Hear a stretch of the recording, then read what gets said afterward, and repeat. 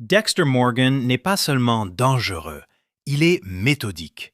Certes, il a parfois une chance incroyable, mais la chance seule n'explique pas sa longévité ni la raison pour laquelle tant de personnes ne le voient jamais venir. Ce qui maintient Dexter en vie et en liberté, c'est son rituel.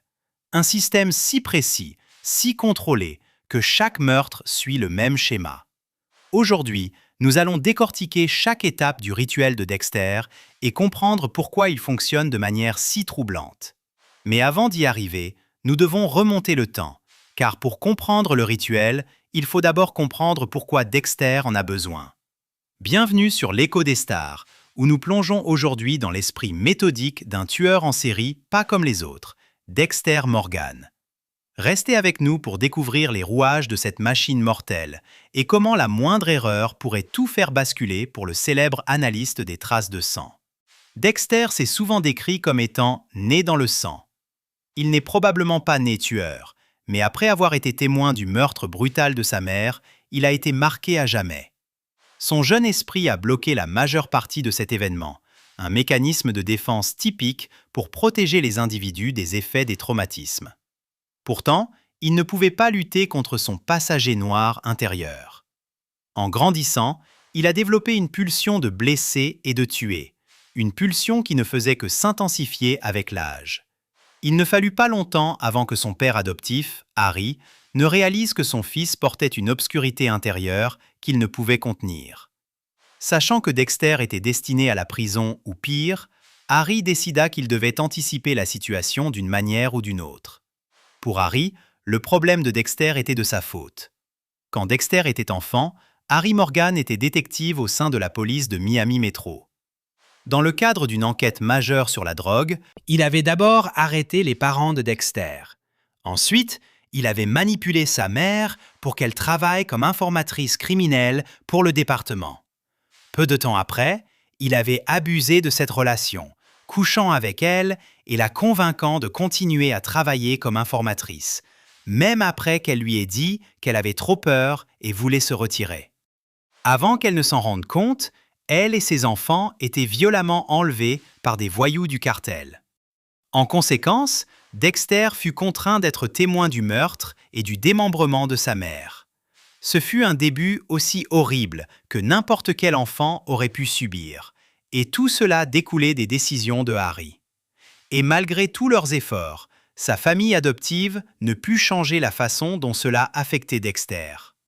Dès l'école primaire, il torturait et tuait des animaux, et cela ne montrait aucun signe d'arrêt. Dans son esprit, Dexter était son fils et sa responsabilité. Pour Harry, s'il voulait réparer son péché originel, il devait s'assurer que la vie de Dexter ne devienne pas pire. C'est ainsi que naquit le code. Si Dexter devait tuer, et il était clair qu'il le ferait, son père policier voulait s'assurer qu'il ferait le moins de mal possible. Cela devait s'arrêter avec Harry. Cela signifiait que Dexter devait rester hors de prison, éviter le couloir de la mort et vivre sa vie aussi éthiquement que possible. Ainsi, la première règle, Dexter ne devait jamais être attrapé. Si Dexter était emprisonné pour meurtre et mourait par la peine capitale, ce serait encore plus de sang sur les mains de Harry. Non, Dexter devait rester libre. Et pour cela, il devait s'assurer de ne pas attirer d'attention ou d'enquête indésirable sur sa vie. Quel est le meilleur moyen d'éviter une enquête? Se débarrasser de quelqu'un que personne ne se soucierait vraiment de chercher. Ce qui nous amène à la deuxième règle du code. Ne jamais faire de mal à un innocent. Dexter ne cible que d'autres tueurs pour plusieurs raisons. Premièrement, aux yeux de beaucoup, il le mérite. Deuxièmement, si un tueur violent disparaît, peu de gens s'inquiéteront de son sort. Dans la plupart des cas, tout le monde est simplement heureux de se débarrasser de la personne. Enfin, troisièmement, sans ces directives, la compulsion insatiable de Dexter à tuer aurait conduit à un nombre incalculable de victimes innocentes, et Harry ne pouvait pas avoir ce genre de sang sur les mains. En prison ou non, Dexter tuerait. Autant minimiser les dégâts autant que possible. Harry n'avait ni le temps ni la patience pour les erreurs. Il a entraîné Dexter pendant des années, et cet entraînement fut intensif. Il lui a appris à se fondre dans la masse, à se faire des amis et à se comporter avec sa famille. Harry a également enseigné à Dexter comment parler aux filles. Il s'est assuré qu'il savait comment éviter la détection policière et n'a jamais permis à Dexter de tuer une personne avant qu'il ne soit adulte. Avant cela, Dexter n'avait tué que des animaux, et c'était à des fins d'entraînement. Mais une fois que Dexter a tué quelqu'un, sa soif de sang n'a fait que croître. C'est pourquoi il a dû créer un rituel infaillible. Il devait maîtriser chaque étape de son plan s'il voulait éviter l'arrestation et rester en vie. Alors, comment exactement son rituel assure-t-il cela? Comment cela commence-t-il? Eh bien, d'abord, la pulsion se manifeste. Dexter ressent le passager noir le pousser vers un meurtre à un certain moment. Lorsque cette démangeaison apparaît, mais n'est pas satisfaite, Dexter devient distrait, agité et hyper concentré sur la manière de la concrétiser. C'est quelque chose qu'il peut mettre de côté, mais pas éternellement et pas très longtemps. Cette pulsion peut surgir à tout moment, mais les facteurs de stress peuvent également la déclencher. Lorsque Do lui soufflait dans le cou et que Batista n'arrêtait pas ses conseils spirituels, la pulsion a frappé Dexter plus fort que jamais. Elle n'était pas ciblée, elle n'était pas logique. Il a commencé à fantasmer sur le fait de tuer n'importe qui. Des gens au hasard, des innocents complets, même Masuka. Des personnes qu'il n'aurait jamais réellement blessées. La pression était impossible à ignorer, une gravité constante l'entraînant vers une fin qu'il croyait inévitable. Mais avec Do surveillant chacun de ses mouvements, Dexter était piégé. Le besoin de tuer était plus fort que jamais et agir était totalement exclu. Alors, il a vécu dans cette tension, consumé par la pulsion, l'imaginant constamment et ne faisant toujours rien. Cela pourrait vous rappeler le début de New Blood. Après avoir survécu à l'ouragan et atterri à Iron Lake, Dexter a fait le choix d'abandonner ses habitudes. Il a passé près d'une décennie sans tuer personne pendant qu'il y vivait. Au lieu de cela, il s'est mis à chasser un majestueux cerf blanc qu'il savait ne jamais pouvoir tuer. Il faisait de son mieux.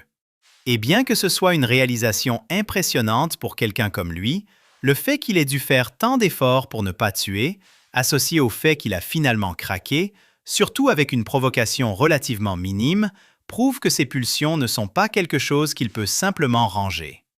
Chaque cycle commence par la pulsion. Cela peut durer une semaine ou une décennie. Quoi qu'il en soit, tout commence par cette pulsion. Et une fois qu'elle devient suffisamment forte, il n'y a presque plus moyen de l'arrêter.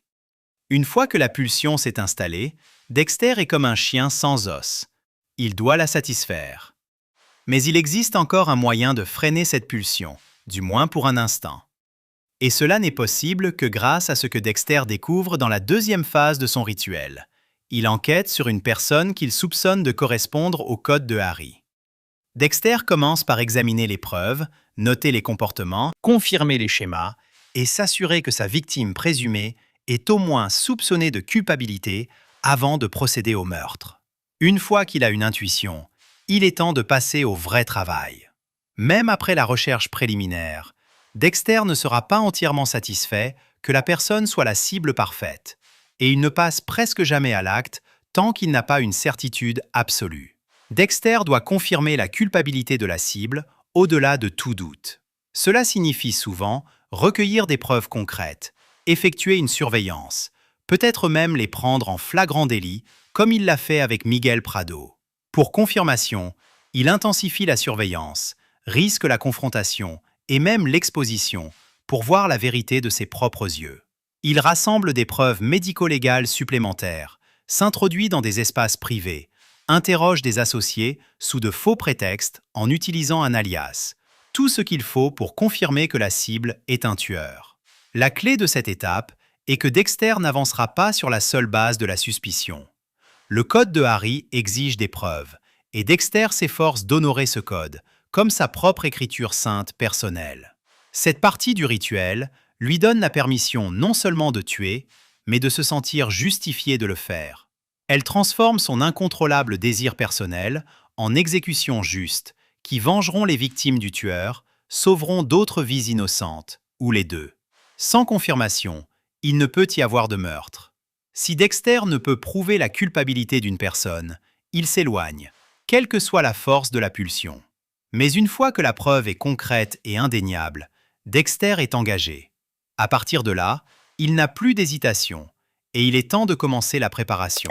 Une fois que Dexter a confirmé la culpabilité, le rituel entre dans sa phase tactique. Il ne s'agit pas seulement de choisir un moment et un lieu. Dans cette phase de son rituel, Dexter construit une opération infaillible du début à la fin.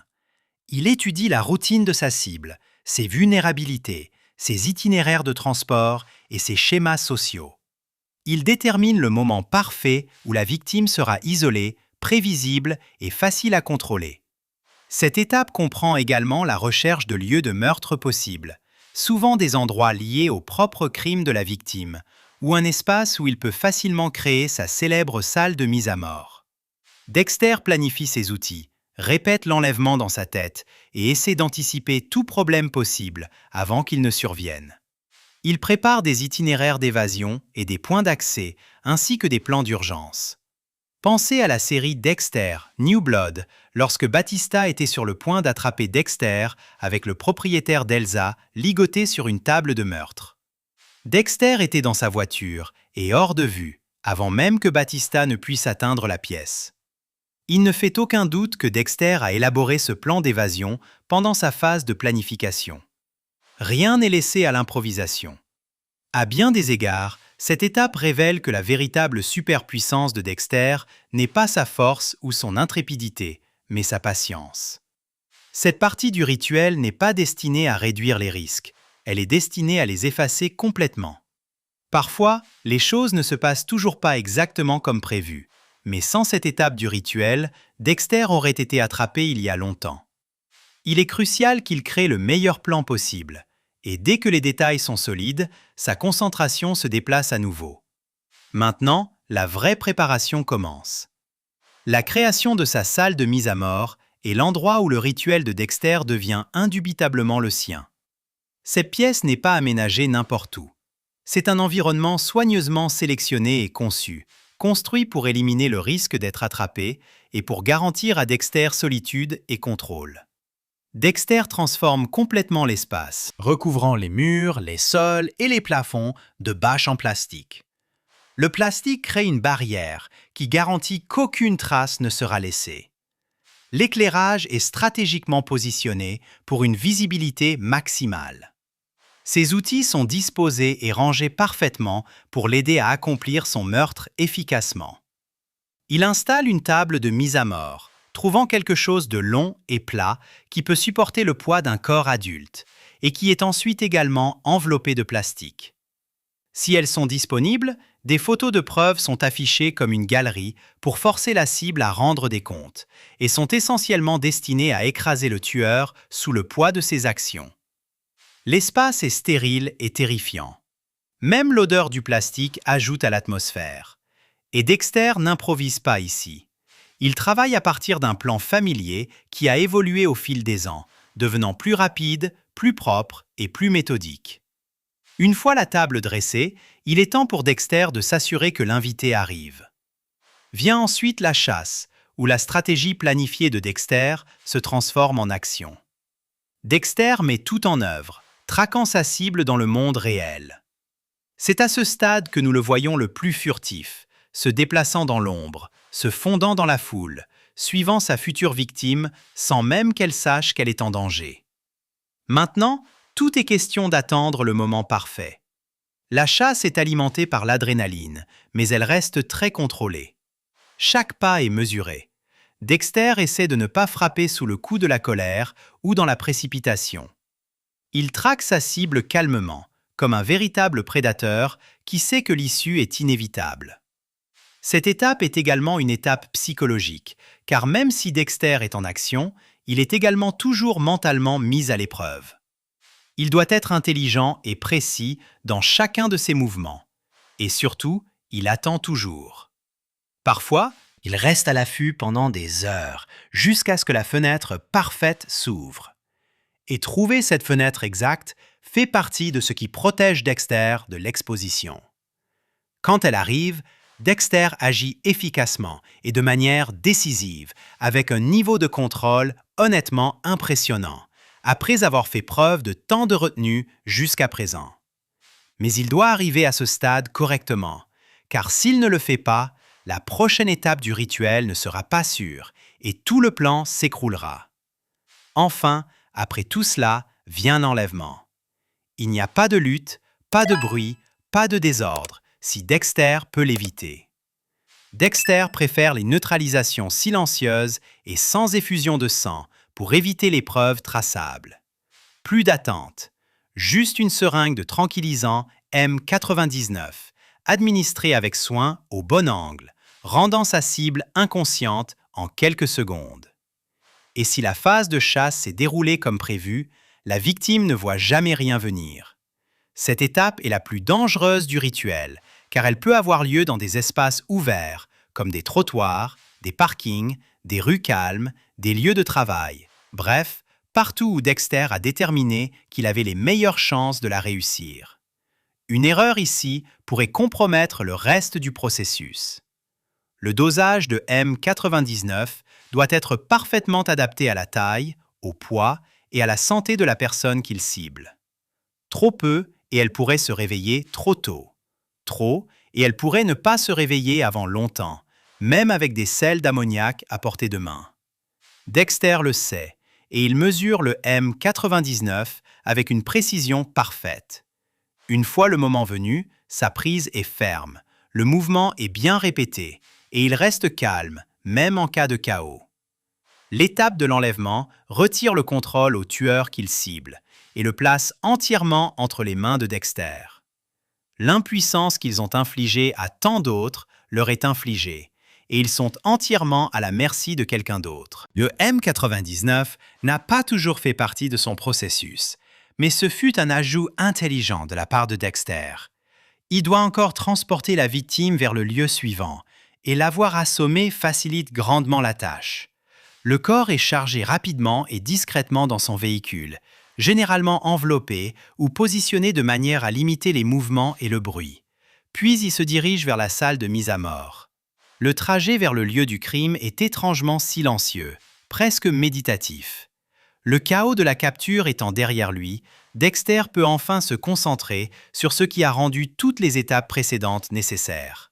Au moment où il arrive, la salle de mise à mort est généralement déjà préparée, et enfin, il est sur le point de satisfaire la pulsion dévorante qui l'a mené à ce point.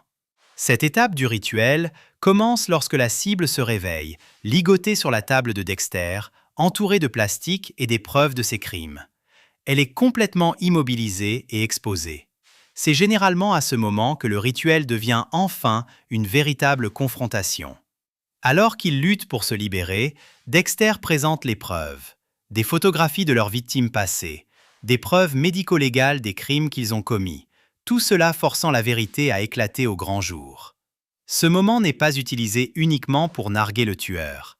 C'est une déclaration de vérité prononcée avec une finalité calme. Les réactions de la victime varient du déni à l'acceptation, de la terreur à la colère, en passant par la négociation, mais cela fonctionne rarement. Les seules personnes qui ont échappé à la table de mise à mort de Dexter furent Anna Mackey et un homme aveugle. Non, toutes les supplications tombent dans l'oreille d'un sourd. Pour Dexter, c'est un moment de clarification. Cela ne fait que confirmer davantage qu'il ne tue pas une personne innocente. C'est la preuve que la personne devant lui n'est pas une erreur d'identité ou une âme incomprise. La révélation solidifie le fait qu'ils sont coupables, pleinement conscients et responsables de la douleur qu'ils ont causée. Et bien que la série ne le présente jamais comme un héros, ce moment porte toujours un sentiment de justice. Plus de mensonges. Il les force à regarder ce qu'ils ont fait et à l'admettre. Et une fois la vérité prononcée à voix haute, il n'y a plus rien à négocier. Le meurtre à venir sera complètement justifié dans l'esprit de Dexter et son code restera intact. Juste après ou pendant la révélation, Dexter accomplit l'un des gestes les plus emblématiques de tout son rituel. À l'aide d'un scalpel, il fait une petite incision sur la joue, transfère le sang sur une lame et l'arrange précieusement jusqu'à ce qu'il puisse l'ajouter à sa collection complète. Ces lames de sang servent de trophée à Dexter. Il les garde pour se souvenir et se délecter de son œuvre. Il n'y a qu'une poignée de personnes dont Dexter n'a pas prélevé d'échantillons de sang avant de les tuer, y compris son propre frère Brian, qu'il a dit n'être pas un trophée, et Leon Prader, qu'il haïssait si profondément qu'il a dit ne pas vouloir se souvenir de lui du tout. Mais presque toutes les autres fois, Dexter s'est assuré de garder un trophée. Même s'il serait plus sûr de ne pas le faire du tout, il ne peut s'en empêcher.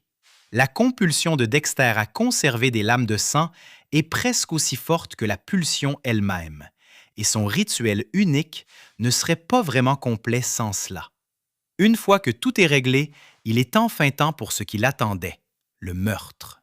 C'est le moment vers lequel le rituel s'est construit depuis le début, le meurtre lui-même. Dexter se tient généralement au-dessus de la victime avec son couteau, calme et stable, presque comme s'il savourait tout cela. Chaque case a été cochée et il n'y a plus d'hésitation. Dexter sait qui est cette personne et ce qu'elle a fait. Dans son esprit, son destin a été décidé bien avant que sa lame ne la touche. Habituellement, la méthode préférée de Dexter est un coup de couteau directement au cœur. C'est rapide, ciblé avec expertise et certain de faire le travail. Mais il a été connu pour utiliser d'autres méthodes, comme l'étranglement et d'autres armes comme une garrotte, une scie circulaire, un marteau et même une tronçonneuse dans des cas spéciaux. Mais le véritable poids de cette étape ne réside pas dans la mécanique. Il réside dans le silence qui suit. Pour Dexter, le meurtre est une libération intense qui calme enfin la pulsion, et c'est incroyablement satisfaisant. Et tout le monde ne l'approuvera peut-être pas, mais Dexter peut se reposer en sachant qu'il y a une personne dangereuse de moins dans les rues. Et aussi gratifiant que le meurtre soit pour lui, le rituel n'est pas encore terminé. Il y a encore du travail à faire. Une fois le meurtre accompli, Dexter passe rapidement en mode nettoyage. Il se déplace si efficacement pendant ce processus que c'est presque comme s'il était en pilote automatique. Il possède une exécution technique inégalée et il sait qu'il ne peut pas se permettre de gâcher cette partie. Tout ce qu'il fait à partir de ce moment-là vise à supprimer les preuves, et Dexter traverse ces dernières étapes avec un calme robotique étrange. Il commence par le démembrement, travaillant avec concentration et précision pour découper le corps en segments facilement transportables. Ces outils sont presque comme des extensions de ses mains. Après des années à perfectionner ce processus, tout est devenu routine. Une fois le corps sectionné, il place chaque partie du corps dans d'épais sacs poubelles en plastique. Il ajoute souvent des poids comme des pierres pour s'assurer que les sacs qu'il est sur le point de jeter dans l'océan ne referont jamais surface. Dans le monde de Dexter, un corps retrouvé signifie une enquête. Et une enquête le met en grand danger d'être attrapé, même s'il se débarrasse de toutes les autres preuves physiques. Rappelez-vous que toute la chasse au boucher de Bay Harbor n'a pas commencé parce que quelqu'un a vu Dexter enlever une personne ou le prendre en flagrant délit de meurtre. Elle a commencé lorsque les corps ont été découverts par des plongeurs en haute mer. Il sait que les corps doivent disparaître s'il veut éviter d'être détecté, et il prend cela très au sérieux. C'est ce qui rend cette étape du rituel si importante. Il démonte et nettoie minutieusement la salle de mise à mort, jetant toutes les bâches en plastique et ses outils. Il nettoie en profondeur pour éliminer toute fibre et tout fluide restant, essuyant les surfaces et restaurant l'espace à son état d'origine. Les véhicules sont nettoyés, les vêtements sont jetés, et Dexter efface toute empreinte biologique que la nuit aurait pu laisser. Même s'il est épuisé ou a d'autres choses à faire, Dexter sait qu'il ne peut pas sauter cette partie. À bord de son bateau, le Slice of Life, généralement sous le couvert de l'obscurité, Dexter se rend dans une section isolée et très profonde de la baie de Miami. C'est peut-être la partie la plus calme de tout le rituel, presque paisible, car à ce stade, tout est presque terminé. Sac par sac, Dexter jette les restes par-dessus bord dans l'eau, créant ainsi un cimetière sous-marin. À la fin du nettoyage, le rituel est terminé. Les preuves ont disparu et la pulsion est de nouveau dormante. Une fois que tout est dit et fait, le masque se remet en place. Dexter redevient un analyste des traces de sang, discret et sans prétention, un frère et un père aimant. Juste un homme normal qui peut se fondre dans la foule sans un deuxième regard. Il peut se détendre en sachant que le passager noir est complètement satisfait, mais seulement temporairement. Que pensez-vous du processus de Dexter? Pensez-vous que son rituel pourrait être amélioré? N'hésitez pas à nous le dire dans les commentaires. Si cette analyse vous a plu, abonnez-vous à l'Écho des Stars pour ne manquer aucune de nos prochaines explorations.